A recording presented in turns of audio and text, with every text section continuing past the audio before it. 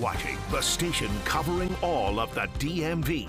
This is DC News Now. Hi, everyone. Thank you for joining us on this Friday night for DC News Now at 9 o'clock. I'm Chris Flanagan. And I'm Susan Tran. We want to get right to your forecast on this Valentine's Day. I hope you enjoyed the sunshine because rain, my friends, is on the way. It certainly is. It's a beautiful night looking at the U.S. Capitol building tonight. Chief Meteorologist Janessa Webb is here. And Janessa, for anybody on date night tonight is the night to do it. Absolutely. Tomorrow is one of the movie nights, right? Right. Okay, perfect. Be indoors. Really, we're going to watch this rain come through and stick around most of your weekend. I don't like the timing on this entire situation, but at least we have tonight, right? You're sitting under partly cloudy skies across the entire region, high pressure to our west at this point, and so we're seeing a good amount of clearing before a winter weather advisory. It goes in place around 10 a.m. tonight, and then it will, 10 a.m. tomorrow and extend into 7 o'clock tomorrow evening. There's some ice that we are going to be watching really building up across west of I-81. This advisory is going to give way to some snowfall as well. Flood watch in place really starting tomorrow and then throughout the evening into the start of Sunday as well. I do think there will be some expansion with this flood watch. We do have a good amount of rain that's going to flow through. Tonight, temperatures upper 20s, upper 30s in some spots as well. So it's not super chilly, and we're going to be dealing with some cooling that happens overnight into tomorrow morning. It's a cold rain that's about to come through before we head for the 60s on Sunday. More on that forecast is coming up. All right, Janessa, we'll see you then. And well, it's safe to say there's no love this Valentine's Day for kids hanging out at National Harbor. The popular Maryland destination started its first night of a curfew. So anyone under 18, you will have to be with an adult. Parents and businesses, listen up, because you could be fined up to $250 for breaking the rules. Yeah, pretty hefty there. DC News Now's Max Marcilla joining us live tonight from National Harbor. And Max, you've been there since a curfew started. What are people saying tonight about the crackdown? Well, Chris and Susan, many businesses and people who are shopping or eating around here seem supportive of it, but we also know that this has been in place before. Last year, a similar curfew was in place. So now police and security here, they know how to enforce it, and they will have to enforce it this time around, starting with a very busy weekend. It's a busy night at National Harbor. The sun setting, marking the official start for Valentine's Day date nights and a youth curfew. I love the curfew. It's a move those who favor it say comes at an important time. Prince George's County Police say there have been recent instances of minors shoplifting and fighting. It was just getting out of control. Parents dropping kids off like this is daycare.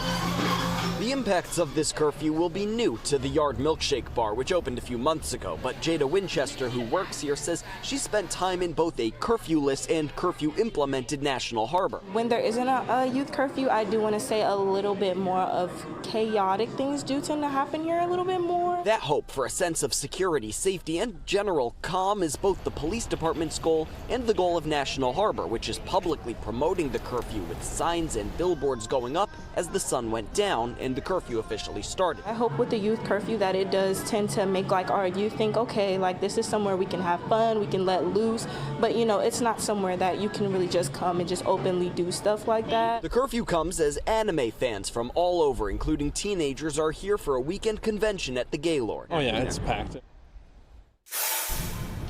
And we saw plenty of those people here today. Now, there are some exceptions, including, say, if you have tickets to that or another convention at the Gaylord, you're allowed to be there, but you have to leave straight after it ends. You can't kind of wander around National Harbor. That's, of course, if you're under 18. Other exceptions include if you are, again, under 18, but walking home from work or school, or if you're hanging out on the sidewalk in front of your home, that is also okay. A couple of exceptions there. But again, this is the start, the first of 6 months of this youth curfew.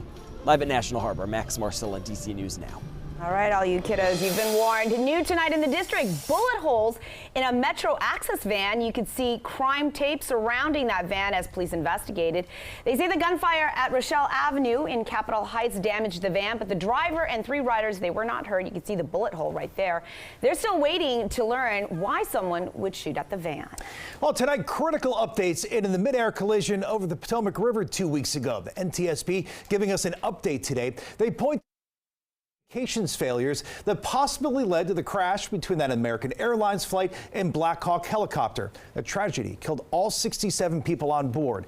The NTSB also saying night vision goggles were likely worn by the helicopter crew, which we know can cause visibility issues for pilots, particularly at night.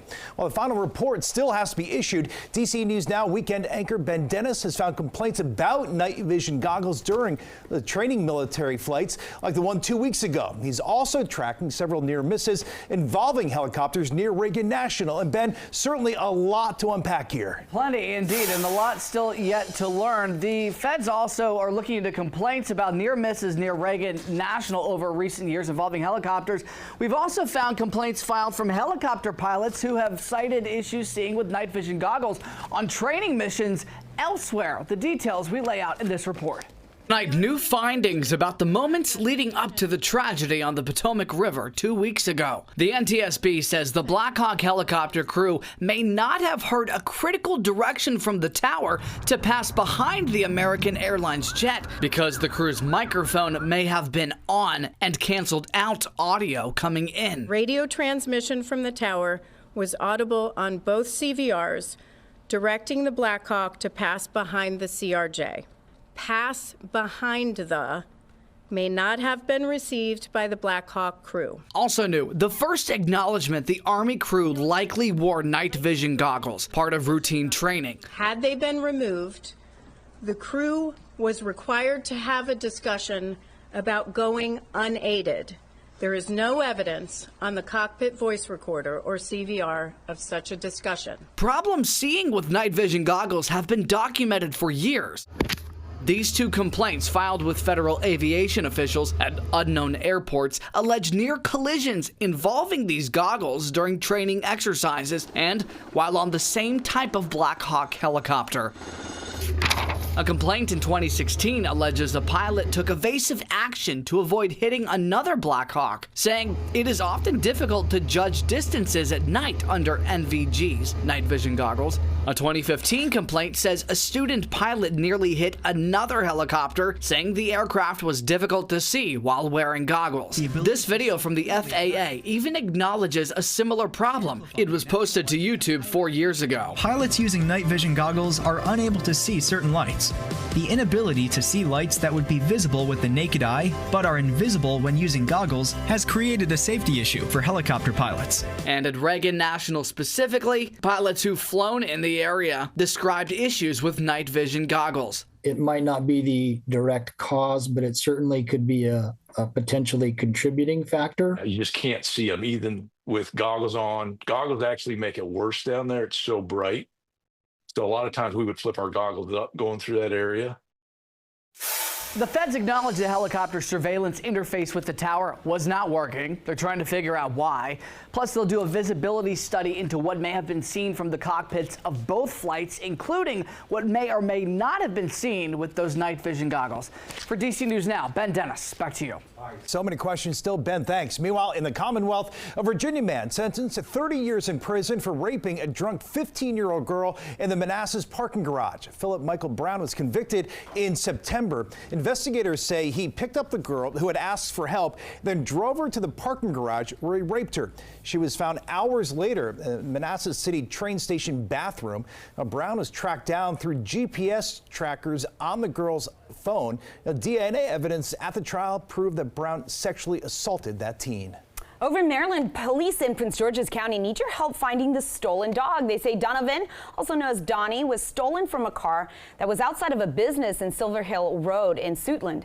Donnie's a 5-year-old teacup Yorkie, and anyone with information is urged to contact police. A Frederick County, Maryland woman pleading guilty to stealing tens of thousands of dollars from a friend to pay restitution in a different theft case. Cheryl Gray was originally convicted of stealing nearly $370,000 from her Rockville job in April, where she worked in insurance.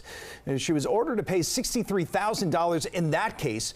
Prosecutors say Gray stole the money from her friend, claiming it was needed for a medical treatment. Gray will be sentenced next month.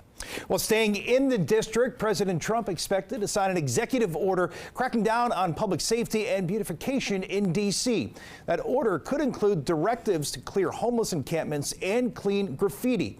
It would also allow prosecutors to pursue harsher penalties for violent crimes. Advocates tell DC News Now they are extremely concerned about the looming order. Our elected officials to stop kicking people while they're down. Encampment clearings are dangerous, they are violent, they cost a lot of money, and they make it harder to solve homelessness. Well, Mayor Muriel Bowser saying earlier this week she has been in discussions with the Trump administration on the order. However, the mayor did not have specifics on what that order could entail. The district's Board of Elections announcing a special election date for Ward 8. It will be July 15th, with the early voting starting Friday, July 11th. Ward 8 currently without a council representative since councilors voted to kick out Trayon White. White was indicted on a federal bribery charge last year, but despite overwhelmingly winning re-election, the council voted earlier this month to expel him. White's trial is set to start 2026. A heads up for Metro riders. WMATA says there are changes for the blue, orange, and silver lines this President's Day weekend. From Saturday to Monday, the blue line will run from Franconia, Springfield to Greenbelt, but there will be no blue line trains between the Pentagon and Largo stations. The orange line will operate in two parts between Vienna and Clarendon and Foggy Bottom to New Carrollton. There are also changes for the Silver Line. Trains are running between Ashburn and Clarendon and separately between Foggy Bottom and downtown Largo.